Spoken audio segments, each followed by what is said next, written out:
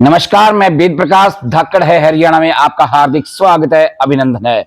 और आज हरियाणा नहीं देश की बहुत बड़ी अपडेट आपके बीच में लेकर के आ रहा हूं मैं। आप सबसे पहले तो एक सवाल बताएं, क्या 2014 से पहले आपको पता था कि हमारे जो वर्तमान में प्रधानमंत्री हैं नरेंद्र मोदी जी, क्या वो विवाहित हैं? मैं बताता हूं, नहीं। नामांकन पत्र के साथ शपथ पत्र में जो जानकारी दी जाती है उसमें नरेंद्र मोदी जी स्पाउस का कॉलम रिक्त छोड़ते थे, लेकिन पिटिशन नंबर 121/2008 जिसमें माननीय सुप्रीम कोर्ट के 3 जजों की बेंच ने फैसला दिया था सितंबर 2013 को। और वो जज कौन थे?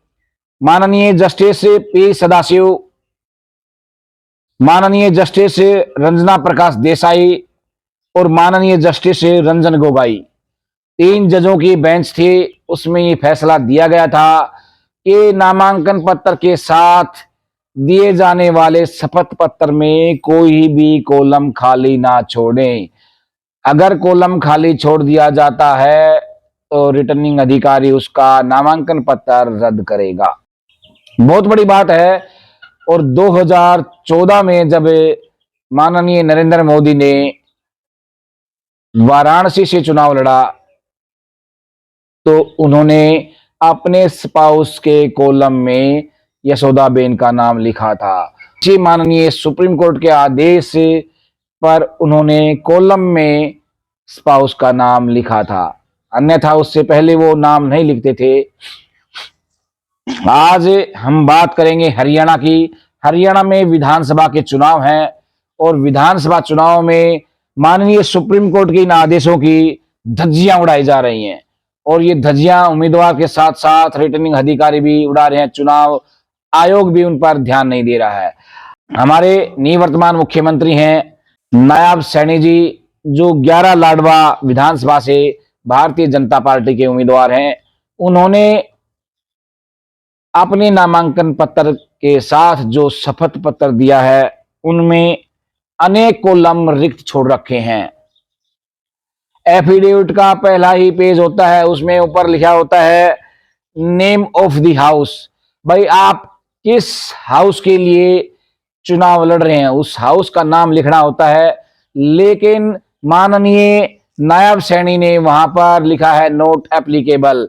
आप ये देख सकते हैं, ये डिस्प्ले पर उनके नॉमिनेशन पत्र के साथ दिए गए शपथ पत्र की फोटो कॉपी भी आपको स्पष्ट नजर आ रही है। उसमें उन्होंने लिखा है नोट एप्लीकेबल, यानी जहां पर हरियाणा विधानसभा या हरियाणा लेजिस्लेटिव असेंबली लिखना था वहां पर इन्होंने नोट एप्लीकेबल लिख दिया। बहुत बड़ी गलती की है, बहुत बड़ी गलती। नायब सैनी का नामांकन तो उसी दिन रद्द हो जाना चाहिए था, लेकिन रिटर्निंग अधिकारी ने सुप्रीम कोर्ट के आदेशों की अवहेलना की है और उनका नामांकन पत्र रद्द नहीं किया। फिर आते हैं पेज नंबर 2 पे, कॉलम 4 जिसमें पैन कार्ड की डिटेल देनी होती है। उसमें सेल्फ में भी अपना नाम लिखना होता है और स्पाउस में भी अपने स्पाउस का नाम लिखना होता है। यहां भी उन्होंने ना तो अपना नाम लिखा ना अपनी पत्नी का नाम लिखा। और पेज नंबर 7 में बैंक डिटेल देनी होती है, कितना पैसा है, कौन सा अकाउंट है, कितनी ज्वेलरी है, कितने वाहन है। वहां भी उन्होंने सेल्फ और स्पाउस का नाम नहीं लिखा, जबकि 3 डिपेंडेंट के नाम लिखे हैं, अपनी माता का, बेटे का और बेटी का। इसी प्रकार पेज नंबर 9 पर पार्ट बी में जमीन की जानकारी दी जाती है। इस कॉलम में भी उन्होंने सेल्फ, स्पाउस और डिपेंडेंट का भी नाम नहीं लिखा इसमें, तो यानी 5 कॉलम रिक्त हैं इसमें। इसी प्रकार पेज नंबर 12 और 16 में 2 स्थानों पर सेल्फ, स्पाउस और डिपेंडेंट का नाम भी लिखना होता है। यहां भी उन्होंने ना सेल्फ का नाम लिखा, ना स्पाउस का नाम लिखा और ना ही डिपेंडेंट का नाम लिखा।